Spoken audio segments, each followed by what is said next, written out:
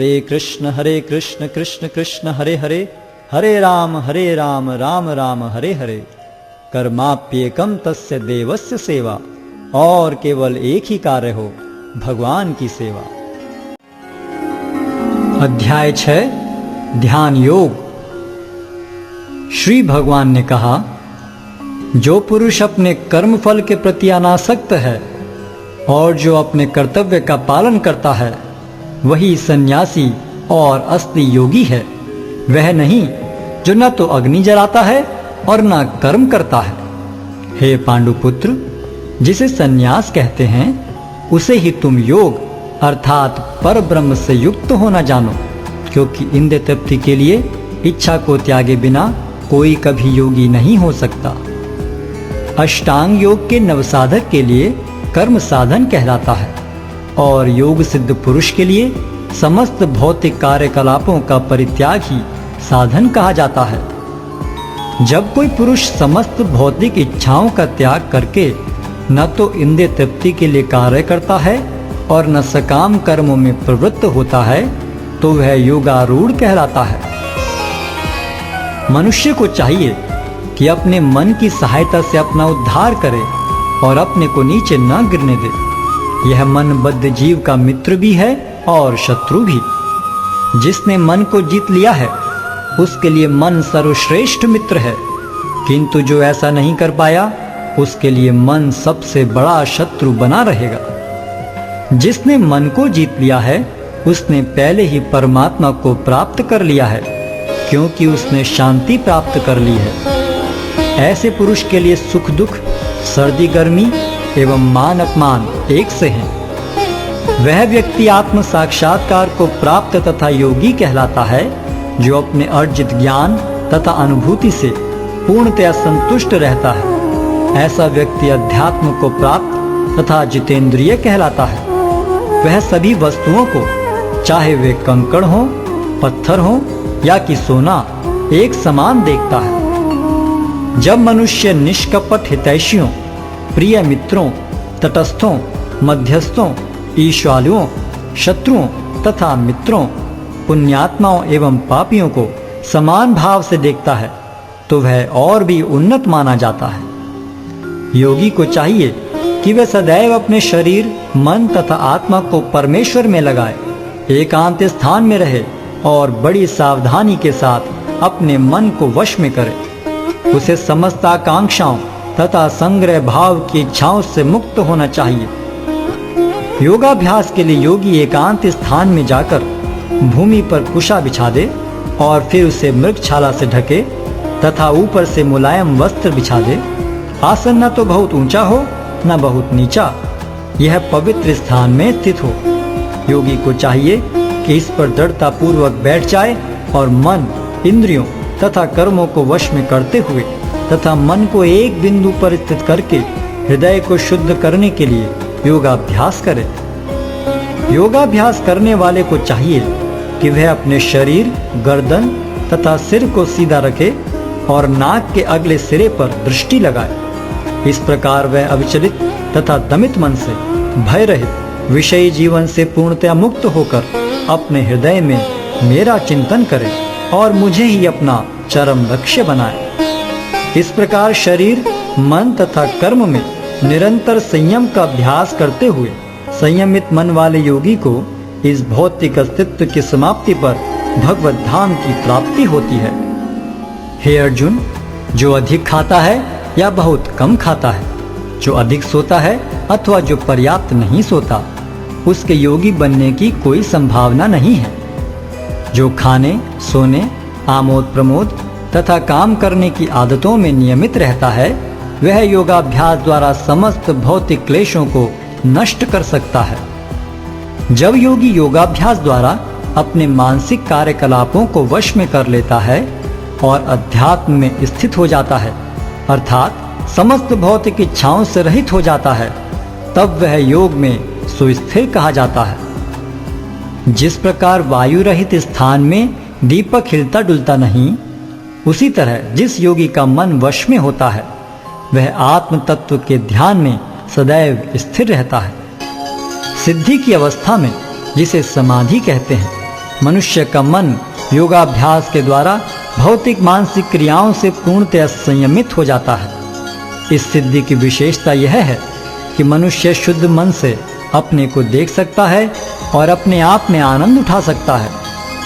उस आनंदमय स्थिति में वह दिव्य इंद्रियों द्वारा असीम दिव्य सुख में स्थित रहता है। इस प्रकार स्थापित मनुष्य कभी सत्य से विपत नहीं होता और इस सुख की प्राप्ति हो जाने पर वह इससे बड़ा कोई दूसरा लाभ नहीं मानता। ऐसी स्थिति को पाकर मनुष्य बड़ी से बड़ी कठिनाई में भी विचलित नहीं होता। यह निस्संदेह भौतिक संसर्ग से उत्पन्न होने वाले समस्त दुखों से वास्तविक मुक्ति है। मनुष्य को चाहिए कि संकल्प तथा श्रद्धा के साथ योगाभ्यास में लगे और पथ से विचलित न हो। उसे चाहिए कि मनोधर्म से उत्पन्न समस्त इच्छाओं को निरपवाद रूप से त्याग दे और इस प्रकार मन के द्वारा सभी ओर से इंद्रियों को वश में करे। धीरे धीरे क्रमशः पूर्ण विश्वास पूर्वक बुद्धि के द्वारा समाधि में स्थित होना चाहिए और इस प्रकार मन को आत्मा में ही स्थित करना चाहिए और अन्य कुछ भी नहीं सोचना चाहिए। मन अपनी चंचलता तथा अस्थिरता के कारण जहां कहीं भी विचरण करता हो, मनुष्य को चाहिए कि उसे वहां से खींचे और अपने वश में लाए। जिस योगी का मन मुझ में स्थिर रहता है वह निश्चय ही दिव्य सुख की सर्वोच्च सिद्धि प्राप्त करता है। वह रजोगुण से परे हो जाता है। वह परमात्मा के साथ अपनी गुणात्मक एकता को समझता है और इस प्रकार अपने समस्त विगत कर्मों के फल से निवृत्त हो जाता है। इस प्रकार योगाभ्यास में निरंतर लगा रहकर आत्म संयमी योगी समस्त भौतिक कलमश से मुक्त हो जाता है और भगवान की दिव्य प्रेम भक्ति में परम सुख प्राप्त करता है। वास्तविक योगी समस्त जीवों में मुझको और मुझ में समस्त जीवों को देखता है। निस्संदेह स्वरूप सिद्ध व्यक्ति मुझ परमेश्वर को सर्वत्र देखता है। जो मुझे सर्वत्र देखता है और सब कुछ मुझ में देखता है, उसके लिए न तो मैं कभी अदृश्य होता हूं और न वह मेरे लिए दृश्य होता है। जो योगी मुझे तथा परमात्मा को अभिन्न जानते हुए परमात्मा की भक्ति पूर्वक सेवा करता है, वह हर प्रकार से मुझ में सदैव स्थित रहता है।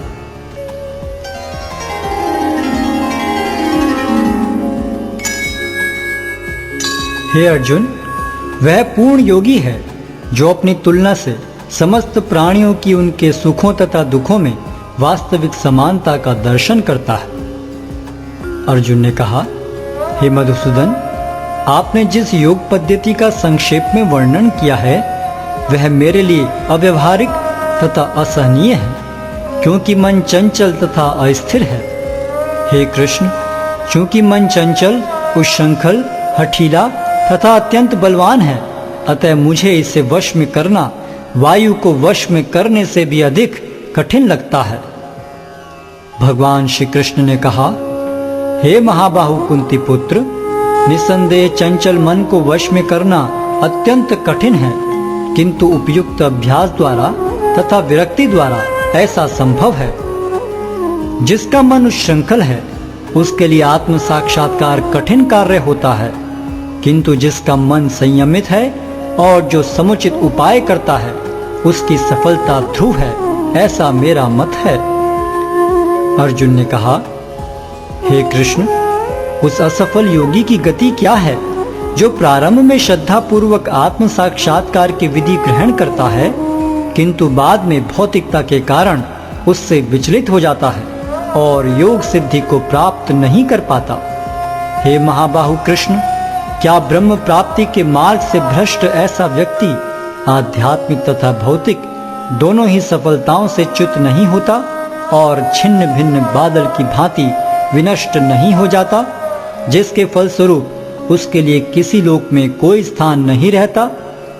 हे कृष्ण, यही मेरा संदेह है और मैं आपसे इसे पूर्णतया दूर करने की प्रार्थना कर रहा हूँ। आपके अतिरिक्त अन्य कोई ऐसा नहीं है जो इस संदेह को नष्ट कर सके। भगवान ने कहा, हे प्रथापुत्र, कल्याण कार्यों में निरत योगी का न तो इस लोक में और न परलोक में ही विनाश होता है। हे मित्र, भलाई करने वाला कभी बुराई से पराजित नहीं होता। असफल योगी पवित्र आत्माओं के लोकों में अनेकानेक वर्षों तक भोग करने के बाद या तो सदाचारी पुरुषों के परिवार में या कि धनवानों के कुल में जन्म लेता है, अथवा वह ऐसे योगियों के कुल में जन्म लेता है जो अति बुद्धिमान हैं। निश्चय ही इस संसार में ऐसा जन्म दुर्लभ है। हे कुरुनंदन, ऐसा जन्म पाकर वह अपने पूर्व जन्म की दैविक चेतना को पुनः प्राप्त करता है और पूर्ण सफलता प्राप्त करने के उद्देश्य से वह आगे उन्नति करने का प्रयास करता है। अपने पूर्व जन्म की दैवी चेतना से वह न चाहते हुए भी स्वतः योग के नियमों की ओर आकर्षित होता है। ऐसा जिज्ञासु योगी शास्त्रों के अनुष्ठानों से परे स्थित होता है और जब योगी समस्त कलमश से शुद्ध होकर सच्ची निष्ठा से आगे प्रगति करने का प्रयास करता है तो अंततो गत्वा अनेकानेक जन्मों के अभ्यास के पश्चात सिद्धि लाभ करके वह परम गंतव्य को प्राप्त करता है। योगी पुरुष तपस्वी से, ज्ञानी से तथा सकाम कर्मी से बढ़कर होता है। अतः हे अर्जुन, तुम सभी प्रकार से योगी बनो और समस्त योगियों में से जो योगी अत्यंत श्रद्धा पूर्वक मेरे परायण हैं, अपने अंतःकरण में मेरे विषय में सोचता है और मेरी दिव्य प्रेम भक्ति करता है, वह योग में मुझसे परम अंतरंग रूप से युक्त रहता है और सबों में सर्वोच्च है। यही मेरा मत है।